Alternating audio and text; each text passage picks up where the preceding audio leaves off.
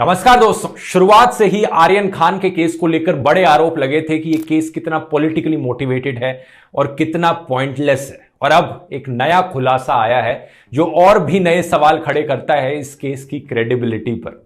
आरोप लगा है एनसीबी के ऑफिशियल्स पर रिश्वत की मांग करने का, करोड़ों की रिश्वत की मांग करने का। क्या है ये नया खुलासा और क्या नए अपडेट्स हैं, आइए आज के वीडियो में समझते हैं। आर्यन खान केस में नया twist, a new twist, bizarre twist in the Aryan Khan case. One of the witnesses in the case, Prabhakar Sail, has made very strong allegations against the Narcotics Control Board Zonal Chief Sameer Wankhede and also a private detective KP Gosavi in an affidavit.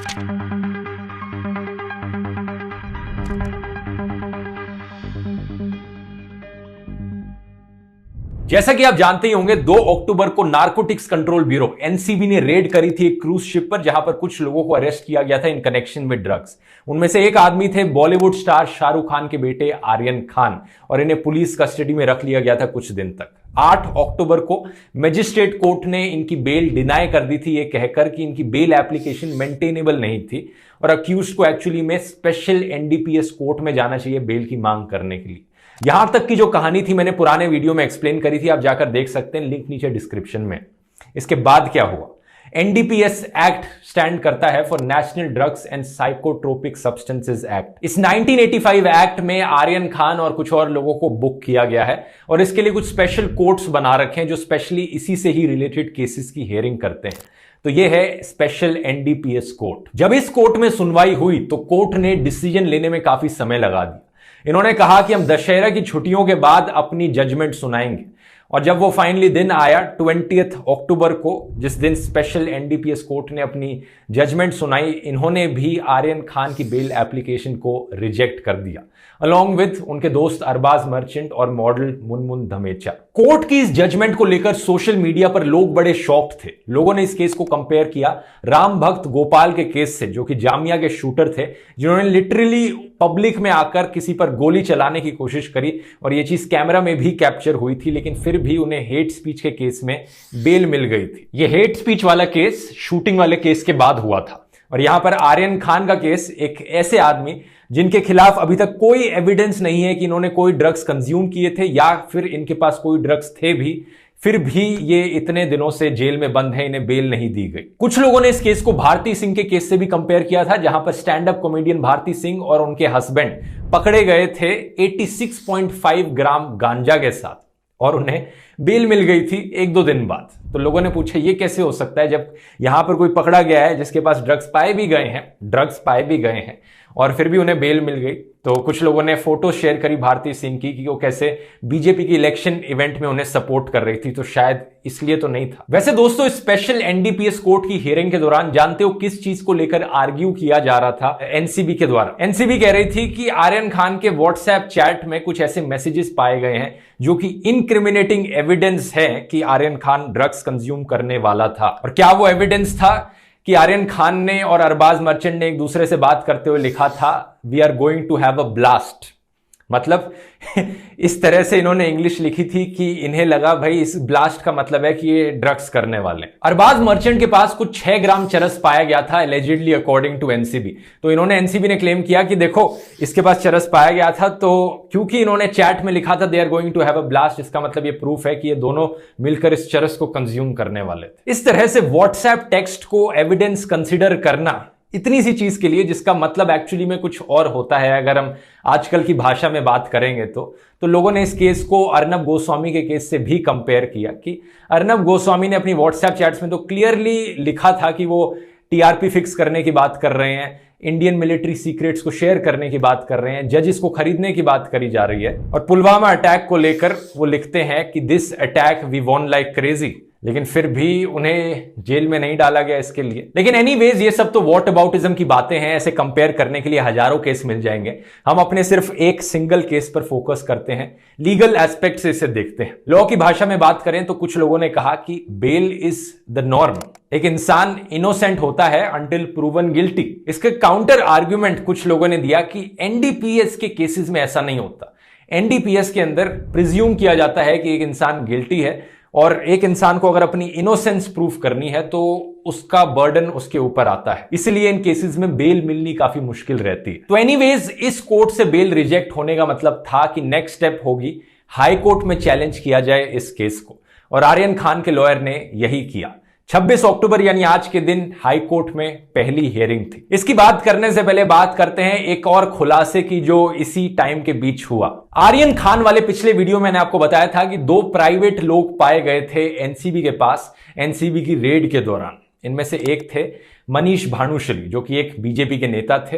वो allegedly वहां पर present थे क्योंकि वो tip दे रहे थे NCB को।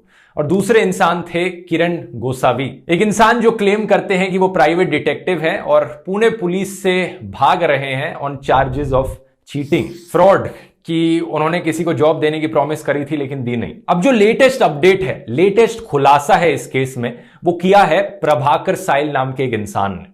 कौन है ये एक्चुअली में इस केस के एक विटनेस हैं और साथ ही साथ पर्सनल बॉडीगार्ड भी थे किरण गोसावी के। इनका कहना है कि 22 जुलाई के बाद से लेकर अब तक ये किरण गोसावी के पर्सनल बॉडीगार्ड रहे थे। तो जिस दौरान आर्यन खान के ऊपर ये रेड हुई, ये उस वक्त वहां पर मौजूद थे। इन्होंने कहा कि इन्होंने गोसावी को सुना फोन पर एक और इंसान के साथ, जिनका नाम था सैम डिसूजा।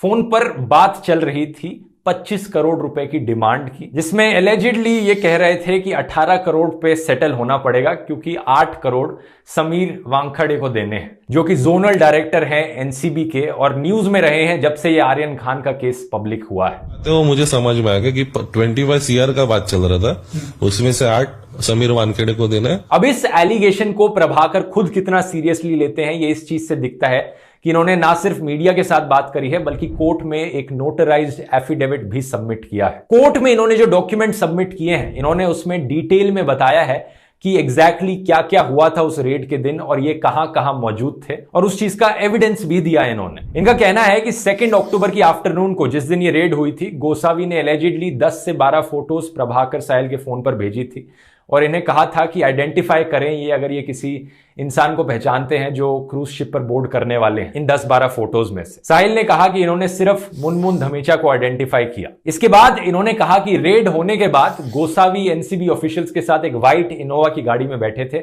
जिसमें ये आर्यन खान को ले जा रहे थे एनसीबी ऑफिस तक, और ये खुद पीछे वाली एक गाड़ी में बैठे थे डिसूजा के साथ। इस चीज को प्रूफ करने के लिए कि उस टाइम पर मौजूद थे वहां पर, इन्होंने एक वीडियो भी दिखाया है। सोशल मीडिया पर अब ये वीडियो अवेलेबल है, जो इन्होंने खुद अपने फोन से शूट किया था। इस वीडियो में किरण गोसावी दिखते हैं आर्यन खान के साथ बैठे हुए एक फोन पकड़े हुए, जिसमें कि ऐसा दिख रहा है कि किरण गोसावी आर्यन को कह रहे हो फोन में कुछ बोलने के लिए। इसके बाद ये आरोप लगाते हैं कि किरण गोसावी और सैम डिसूजा बाद में ड्राइव करके गए थे, जहां पर एक ब्लू मर्सिडीज कार आई जिसके अंदर शाहरुख खान की मैनेजर पूजा डडलानी बैठी थी। गोसावी और डिसूजा साथ में गाड़ी में बैठते हैं और 15 मिनट तक बातें करते हैं। हम लोग लोअर परेल जैसे ही पहुंचे, पीछे से एक ब्लू कलर की मर्सिडीज आ गई।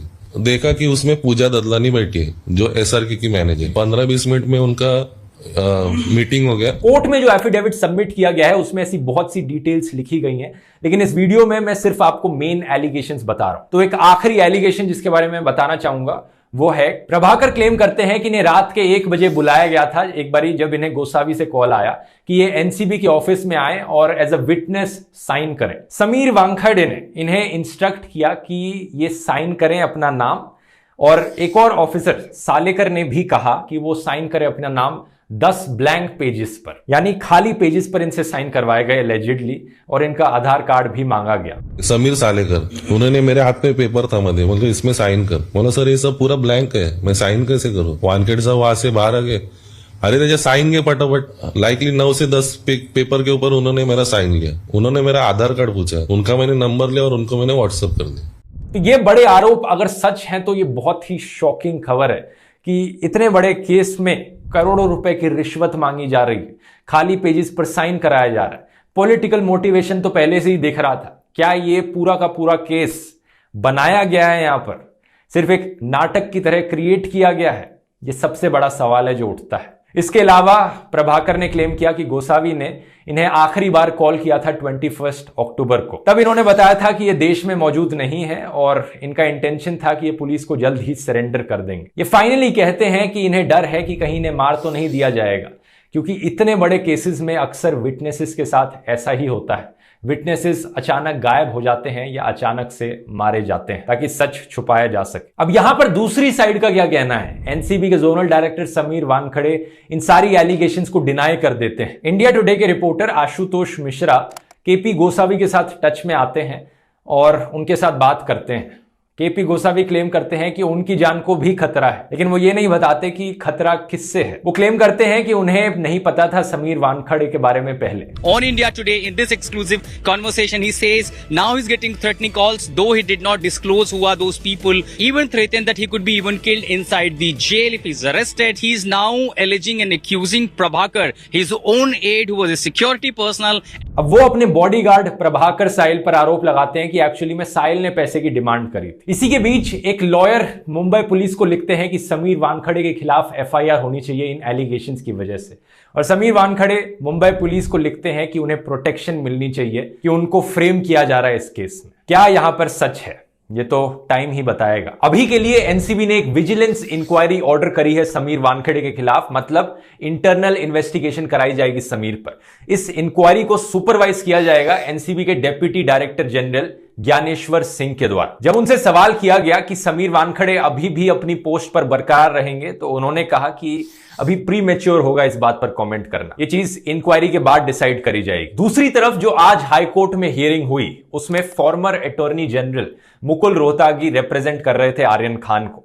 इस हियरिंग में एनसीबी ने आर्ग्यू किया कि आर्यन खान को बेल नहीं मिल सकती, क्योंकि अब एविडेंस के साथ टैंपर किया जा चुका है। जो एलिगेशन समीर के खिलाफ लगाए गए हैं, ये प्रूफ है इस बात का कि इस केस में इंटरफेरेंस करने की कोशिश की जा रही है, इसलिए आर्यन खान को बेल नहीं मिलनी चाहिए। साथ ही साथ उन्होंने ये आर्ग्यूमेंट भी इस्तेमाल किया कि आर्यन के दोस्त अरबाज के पास ड्रग्स पाए गए थे उनके जूते में, उनके शू में। इसका मतलब है कि कॉन्शियस पोजेशन है ये आर्यन के द्वारा। मुकुल रोहतगी ने आर्ग्यू किया कि ये क्या लॉजिक हुआ, अरबाज कोई आर्यन का सर्वेंट तो है नहीं।